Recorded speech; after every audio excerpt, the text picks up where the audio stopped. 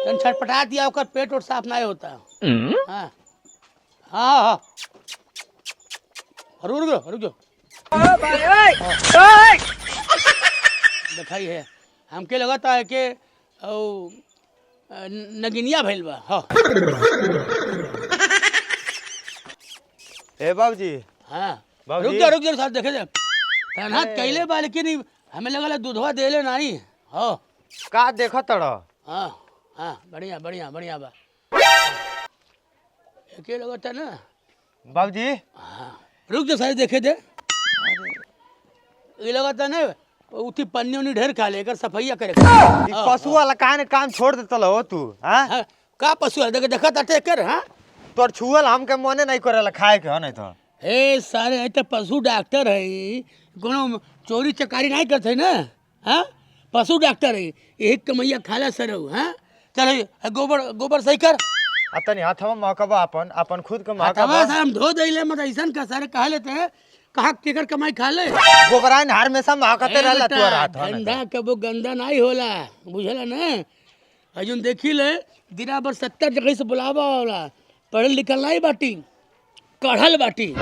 उनकर भैंस बीमार बा उनकर भैंस बच्चा दे वाली उनके भैंस पेट में हई फसल बा उनके भैंस गाभिन नहीं होती है तो उनके बछिया खाई दिक्कत हो गए उनके बछिया के और का नाम है घेघा हो गइल बा। सब भैंस कुन के तोरे जिम्मेदारी बका। ई सेवा है ये पशु सेवा है। हाँ ना कर के करी। हाँ आजकल के सब बड़े बड़े डॉक्टर इंजीनियर बनना चाहे लेकिन पशु डॉक्टर बने नहीं बनी है घिनई है ससुर लोग। सीख ले बेटा तोरे कामे आई पशु में इतना कमाई बा लगत क्या बा। हाँ लगत क्या बा अरे कबो कबो दो चार मर जाले तो मनी रिसिया जाले अंदाजिया बाबू करत करत सीख गए बाटी हम। हाँ हर हर देखो देखो ऐसे मुँह तो नहीं रहना अब सही हो गया देखा। हाँ दवाई दहली है। हाँ सही हो गए तो आदमी के डॉक्टर बन जा। आदमी के डॉक्टर करे सारे हम पशु डॉक्टर तो आदमी डॉक्टर कहाँ से बन जा रहे हराम खोर। चल चलो ठीक बा आप सही बात चल चल चल। हाँ हाँ हाँ चलो चलो चलो अब चलते हेलो हाँ पशु डॉक्टर ढेला ढकेलू बोल रहे हैं बिया नहीं हमारा लड़का अपन कथू लायक नहीं बा बिया हुआ नहीं कर बिया।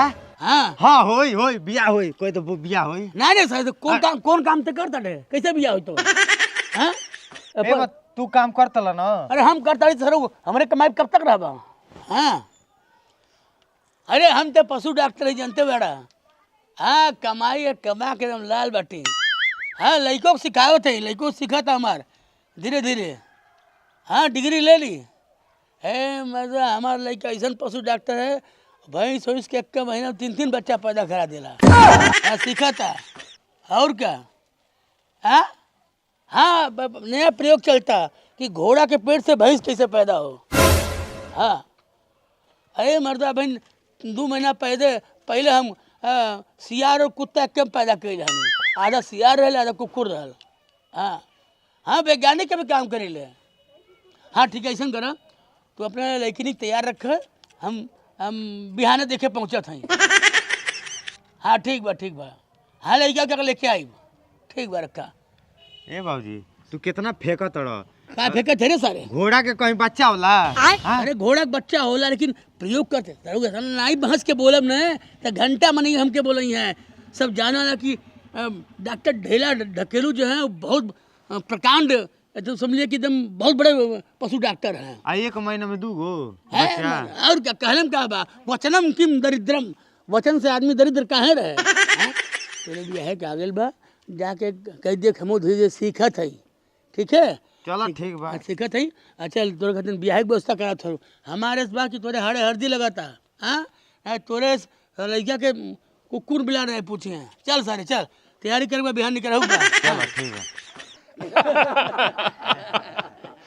देखा और सब तो ठीक बा बाबू। हमें घर द्वार सब पसंद बा। अरे बड़ी कृपा। देखा का नाम तुहार हमारा बगुला बगुला बगुला बगुला। और ई के हमें ये हमारा बड़ा लड़का है। अच्छा लड़का नाम तुहार बाबू चुम्मा लाला चुम्मा लाला चुम्मा ला लाला चुम्मा लाला। अच्छा चुम्मा लाला। अच्छा अच्छा अच्छा। बड़ा मजाकिया बानी। अब बहन क्या देखला, अब बहन और देखबा। ये हमार पहले मेहरारू के लड़का है। पहले हाँ और दूसरा भाई में नहीं चल भी हमें। देखले देखले मजाकिया हूँ मैं। जानले तो लड़को बड़ा अच्छा होई, मजाकिया रही। हाँ फुल एंटरटेनमेंट। बहुत लदादूर है। वो खाली यही लजात बात है। हाँ बिस्कुट का खाई ना खाई। नाव गाँव से पूछो के पूछ लड़का के। का बेटा नाम का बा? गोबरी गांडू। मतलब अपन टाइटल ये लिखा है गोबरी गांडू। अच्छा ये कौने कास्ट में आओ ना? हाँ कौने कास्ट? कौन कास्ट नाम बताबो। एकर प्रजाति है कौन प्रजाति है बता दे। हाँ हाँ बताओ। गंडू। गांडू है, गरुआ गरुआ प्रजाति में आवे लगी। अच्छा अच्छा। तो रोहू के प्रजात गड़ुए है का? नहीं, हमारा अलग है, हमारा अलग है। बुलाओ तनी। आ गली आ जा। बाबूजी लड़की तो हमें पसंद नहीं बा। अरे अरे लड़की के माई है। लेकिन मैं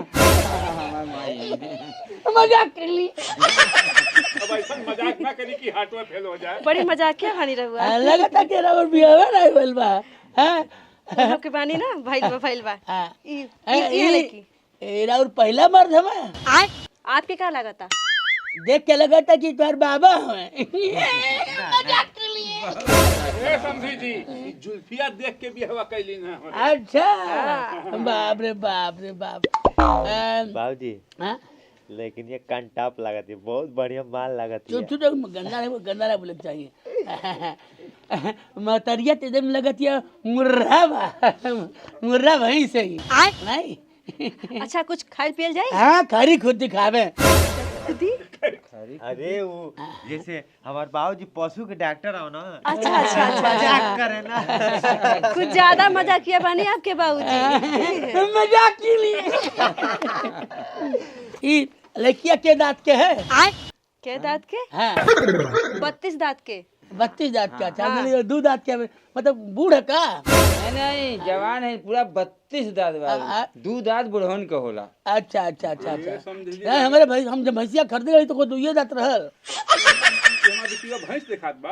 अरे क्या करी पशु डॉक्टर नहीं आदत पर मजाक के लिए।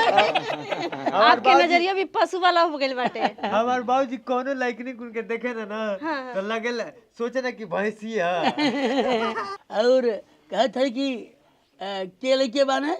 दू लड़के रहुआ सामने तो बाने। लड़किया कौथा बियान है? क्या कौथा बियानी है? मतलब बाबूजी कहत ना कि पहले ई है ना कि ऊ है ना। पहले हमार बिटवा ओकर बाद बिटिया। अच्छा अच्छा दूसरा बियान। हमके डर लगा था ऐसा तो ना कि ठाठी हो गई। मजाक के लिए। बड़ी मजाकिया बानी रहुआ माने के पड़ी। समझी जी तो हाँ लड़का गांडू दिखाता। मजाक कैली है बाबूजी। लेकिन केम पढ़े तो नहुआ कहा बताओ तनी। जलेबी। हाँ जलेबी। जलेबी कैसन बारे? चाटे का मन करता सीरा। हाँ हाँ ये बताव कि के में पढ़ेलू? 10 फेल बाटी 12 में पढ़ी ले। वाह क्या क्या लेके हम शिक्षित मत पतो ये। हाँ अंग्रेजी बोल ले लू। हाँ हमार बहन बहुत तेज अंग्रेजी बोले। अच्छा बहुत तेज बोले। हाँ बोल के दिखाओ दो। अंग्रेजी अंग्रेजी अंग्रेजी अंग्रेजी अंग्रेजी अंग्रेजी। क्या बोले ला? अरे मजाक कर थी। अच्छा अच्छा अच्छा। और ये कहते हैं के लीटर दूध दे ले? के लीटर दूध दे ले? हाँ ए आपके बाबूजी तो बड़ी मजाकिया बानी, कुछ बोलत रहनी।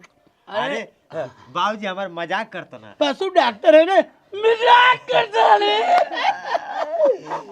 अरे और बहनियों आप रहेंगे ये देखवाइया में। अरे हाँ अरे लेकिन वो तो गरम बाटी ना। हाँ मतलब बुला ले होता हम तुम तो सीमन डाल दे लो। अरे मतलब उनके बहुत बुखार बा ऐसे नहीं ली है। जब बुखार बा अरे हमारे बाबूजी पशु डॉक्टर हवा ना। आदत पड़ गई बा क्या करे? आदत पड़ गई। मजाक करता नहीं। ये तरफ पिटाए लागल जे।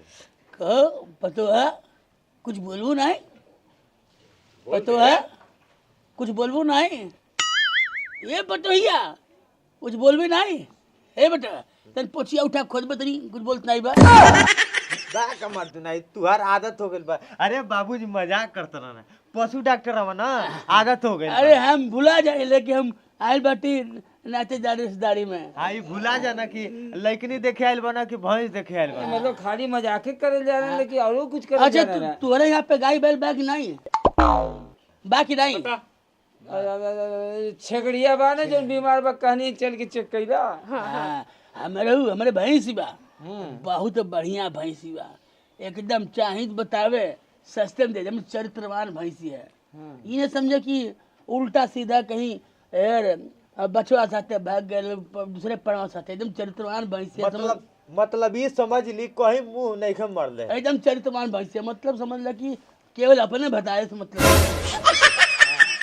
चलो ठीक है ब्याह हुआ एकदम पक्का हो गए बिहान ब्याह हो जाई और बिहाने विदाई हो जाई। जी जी जी ठीक बा ना ठीक बा लड़की पसंद बा ठीक है ना ठीक बा हाली से सुहाग रात मना ले। हाँ, कुछ गाना ना सुनाओ बेटा।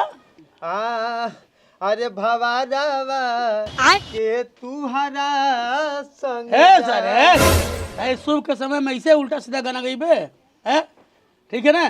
चलिए ब्याह पक्का हो गए अब बिहान ब्याह हो जाए। ए समझी जी लगा था आपके साथ साथ आपके लड़को मजाक किया हो गइल बानी। बहुत मजाकिया